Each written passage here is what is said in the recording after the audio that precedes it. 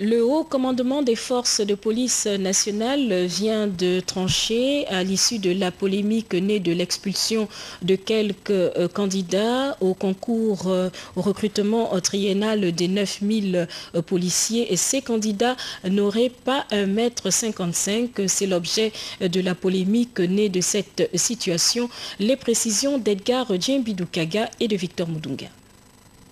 Décidé lors du premier conseil des ministres délocalisés de Port-Gentil, le recrutement triennal pointait 9000 nouveaux policiers, dont 300 officiers et 1200 sous-officiers déjà formés pour le premier contingent ce mois de juillet.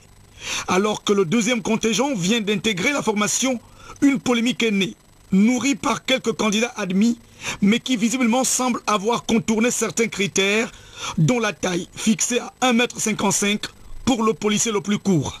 Il y a d'abord l'âge. Le postulant doit avoir un âge compris entre 18 ans et 25 ans. Le deuxième critère, c'est le niveau de scolarité. Le postulant doit avoir le niveau requis pour l'admission dans le corps sollicité. Le troisième critère, c'est l'aptitude physique.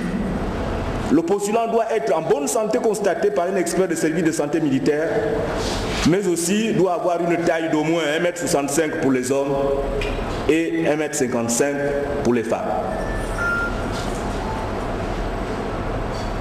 La dernière aptitude, c'est l'aptitude morale.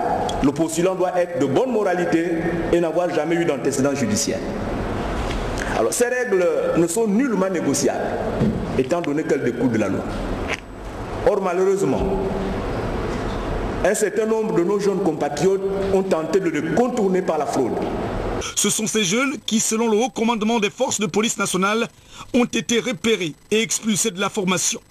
Les intéressés soutiennent que certains, plus anciens dans la police, auraient moins de 1,55 m, ce que dément le commandement en chef. Et puis cette bonne nouvelle pour les services de la marine marchande, elle vient de se doter d'un hangar et d'une piste pour accueillir des avions ultra légers.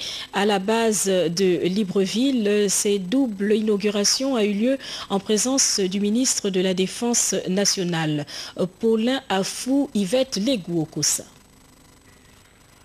3 discours ont ponctué cette cérémonie à laquelle prenaient part les officiers généraux, les officiers supérieurs, les officiers mariniers et l'ambassadeur des États-Unis au Gabon. D'abord, le mot du représentant de l'entreprise Socorep. Il a décliné les caractéristiques de cette piste destinée aux avions ultra légers motorisés. Large de 5 mètres. Des accouplements de plus d'1 mètre ont été ajoutés de chaque côté pour prévoir d'éventuelles sorties de piste des aéronefs. Des ouvrages en béton ont été construits au passage d'eau de part et d'autre de la piste, ainsi que des murs de soutènement pour prévoir des érosions. D'une coûte de 162 345 240 francs CFA.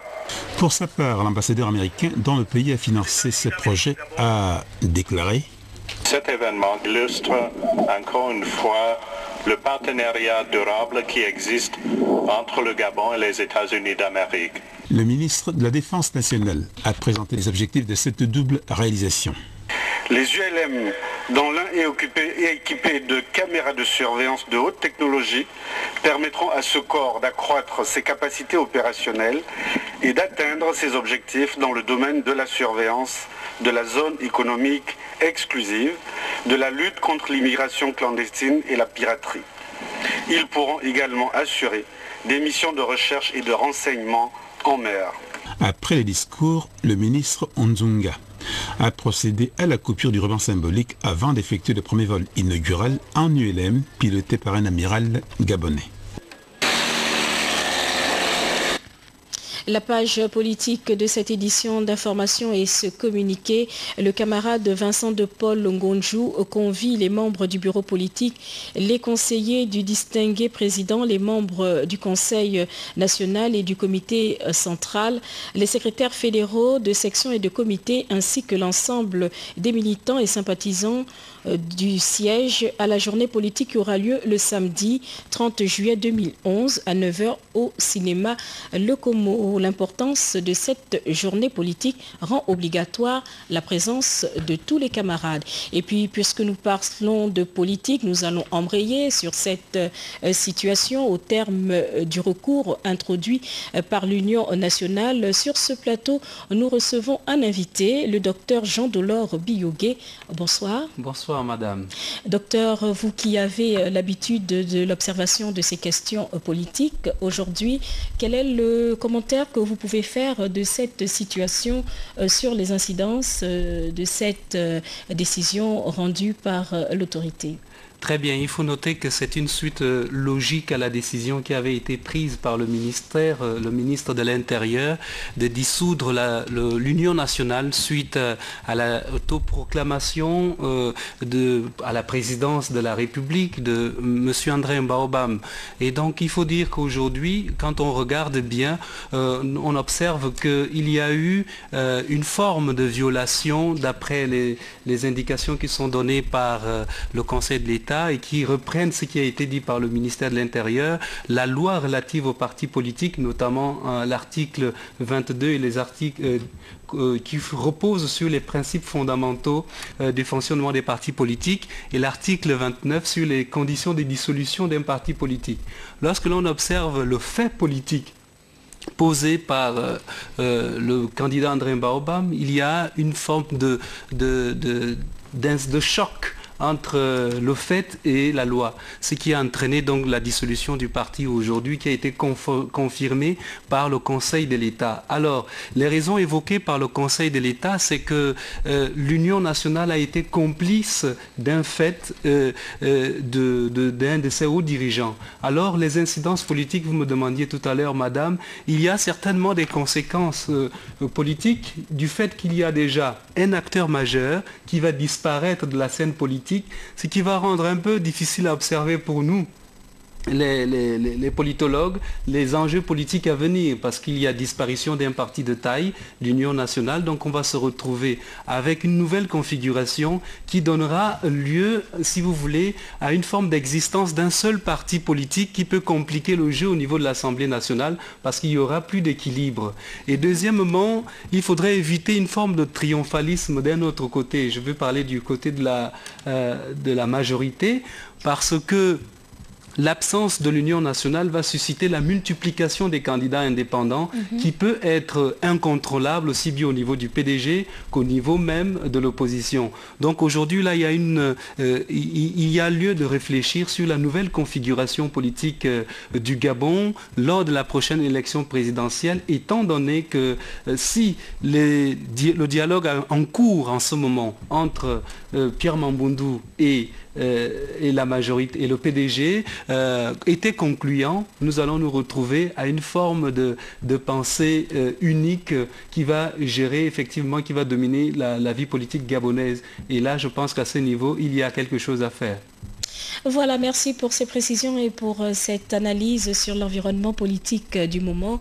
Nous poursuivons ce journal pour parler des activités du ministre de l'Éducation nationale. Cette communication ce matin de Séraphin Moudunga qui se félicite des résultats obtenus au terme des examens de fin d'année. Séraphin Moudunga qui annonce également ce concours spécial d'admission dans les lycées et collèges publics à l'occasion de la rentrée administrative prochaine. Nous l'écoutons.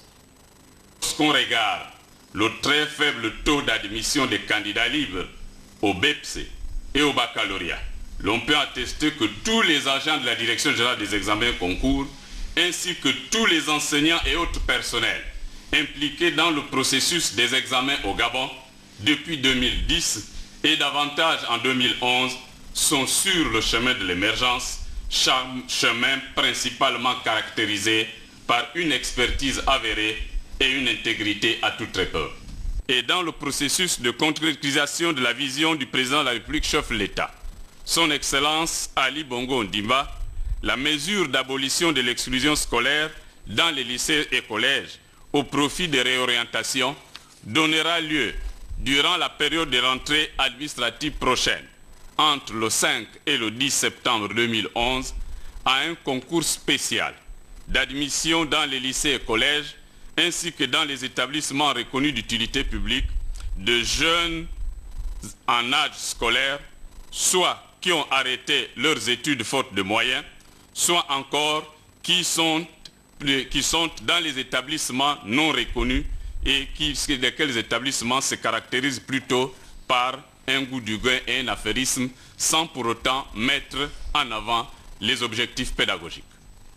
Ce concours pour une nouvelle chance au bénéfice de la jeunesse gabonaise en âge scolaire concernera exclusivement les classes de 5e, 4e, 3e, seconde, première et terminale, selon des modalités qui seront précisées par la Direction générale des examens concours chargée de l'organisation du dit concours dans chaque établissement d'accueil en fonction des places disponibles en lieu et place des transferts et autres inscriptions clientélistes et affairistes qui ont gangréné fortement l'école gabonaise à partir de 1999. Ainsi, le gouvernement a décidé que le directeur général des examens concours et tous ses collaborateurs, ainsi que les présidents des centres d'examen et les présidents des jurys et les membres des différents secrétariats au baccalauréat, au BEPC et au certificat d'études, seront tous décorés dans l'ordre des palmes académiques de l'éducation nationale. Et puis cet hommage des populations et de l'autorité politique au proviseur du lycée Oyono-Aba décédé récemment. Les hommages de la population, c'était à l'occasion des obsèques du proviseur décédé dans la nuit du jeudi 14 au vendredi 15 juillet 2011 à Bitam, Maroga, à Kombila, Samwana, Pierre Claverilla. La disparition subite de Florian Essono a ressemblé à un ouragan dévastant tout à son passage. Le vendredi 15 juillet 2011, Bitam est en deuil. Toute la population de la cité et de ses environs plongée dans une peine sans limite. Au lycée Oyono-Aba, où le corps a été exposé dans un premier temps, après la sortie de la maison funèbre du Gabosep d'Oyem, le personnel, les parents d'élèves et amis ont défilé en silence devant le cercueil, regardant le corps du disparu. Au domicile familial, quartier Ako et Simengan, le scénario était le même. Les autorités politico-administratives, en tête desquelles René Demezo-Obian, député de Bitam et membre du gouvernement, ont rendu un dernier hommage à Florian Essono. La douleur était si intense. La vie est cruelle parce qu'il s'en va au moment où probablement il aura donné au lycée Simon Oyono-Aba la plus belle performance de son histoire au niveau du baccalauréat 2011. C'est triste, mais je crois que pour nous, le plus important c'est aujourd'hui que la jeunesse bitamoise s'inspire de son exemple, à savoir l'humilité et puis l'écoute des autres. C'est une perte très lourde dans la mesure où depuis près de 20 ans, Florian faisait partie des jeunes qui se sont engagés très vite à mes côtés. Je dois dire sans risque de me tromper que le chopper là est un des meilleurs parmi les jeunes qui se sont formés autour de moi. Et son vide va être difficile à combler. Chrétien de l'église évangélique du Gabon, sur le chemin de l'au-delà, Florian Essono a fait une escale à la paroisse Poste-Temps où une messe d'adieu a été dite par le pasteur Jean-Louis Nzang Mezo. La vie n'est rien, mais rien ne vaut la vie. Le moment le plus difficile à contenir était la mise en terre du cercueil au village Kolayop et Fak sur la route des Boro. Ce professeur d'histoire-géographie, né en 1970, a fait ses premiers pas dans l'enseignement au lycée Jean-Jacques Boukavel de Mouila, puis au lycée Oyono-Aba, où il est promu quelques années plus tard proviseur, fonction qu'il a occupée jusqu'à sa mort. Pour ceux qui restent, la solitude est probablement une des choses les plus difficiles à supporter. Adieu Florian, Que Dieu le Tout-Puissant te garde dans son royaume. Pour la suite, ce communiqué ayant appris avec une émotion le naufrage d'une pirogue sur le fleuve Congo qui a